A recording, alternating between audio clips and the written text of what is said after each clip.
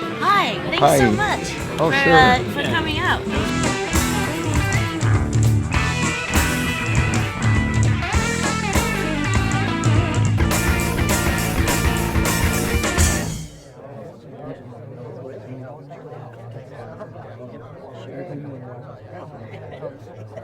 Monterey Pop in 1967. Jefferson Airplane, The Who, Jimi Hendrix, Janis Joplin, Otis Redding, Ravi Shankar. It would have almost certainly have led to the international success of the band if you'd made it there. You were billed. What happened? Well, we were booked to do a warm-up gig at a love-in. Remember that word, love-in? That's what this is, isn't it? In the wrong place. Mount Tamalpais in San Francisco, outside the city. I think it was called the Fantasy Fair.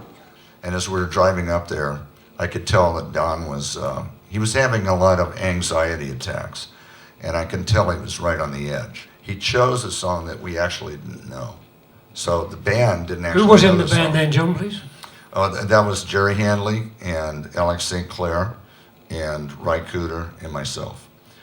And so we got up on the stage and I said, "This is just a blues jam in G." And it goes dun dun dun dun dun dun dun. That's all I said to Ry, and that's what we played. And Don started singing this thing and made something out of it, but it really kind of ended sort of flat.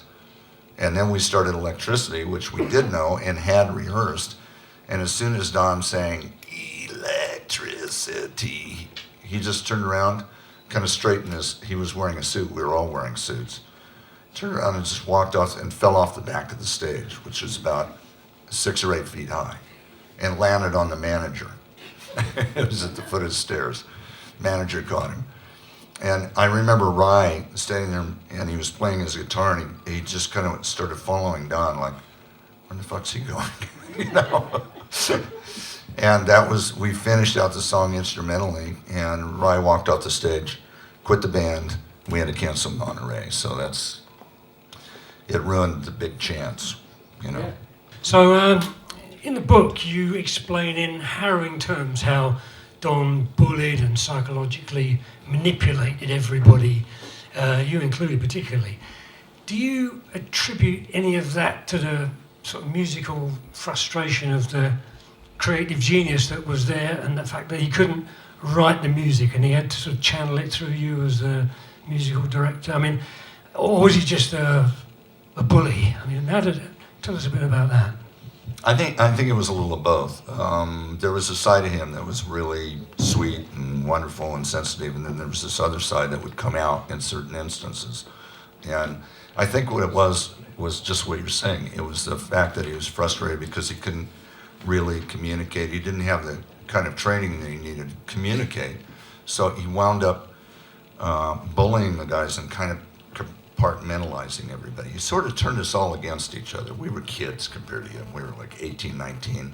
He's 28, 20. I think he had his 29th birthday just before Troutmaster was recorded. I think that had a lot to do with it. He was trying to separate us because he was afraid that we would turn on him. And the exact opposite was true. We were really supportive of what he was doing, and he just could not see that. Was he physically violent towards you? Yeah, more than once. And Can you give me an example of that, if you don't mind? Well, I remember one time him taking me outside and pushing me up against this wall, and he had the guys standing behind him, and he said, if he tries to get away, stop him. And he broke a broomstick off and was pretending he was going to jab me in the stomach with it. And he was going, come on, man, come on, like this.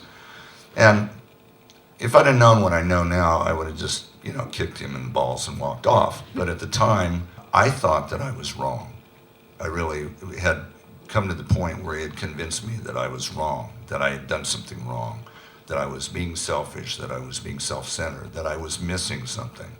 Let's jump to Bat Chain Puller, the two versions of those albums that came out. Mm-hmm. I'm particularly interested to know about how the beat came about for the actual Bat Chain Puller track. The song. Tell me about that. Yeah, it was raining, which is very seldom happens in LA. It doesn't rain often there. I was already at Frank Zappa's studio where we were rehearsing for that album. And Don came in and said, man, you got to hear this. You got to hear this. Come out. I'm going, what does he want us to hear? So he went out the car, and he gets in the car, and he says, listen to this, man. And he turns on the windshield wipers. And I'm thinking, what the hell is, And he says, can you do that beat on the drums? And then I realized he'd been listening to them. And, as they'd go back and forth, they'd go,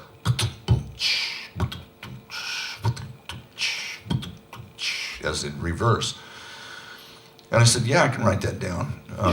Do you have something I can write on? He handed me a matchbook, so I wrote it on the matchbook. I wrote the beat down.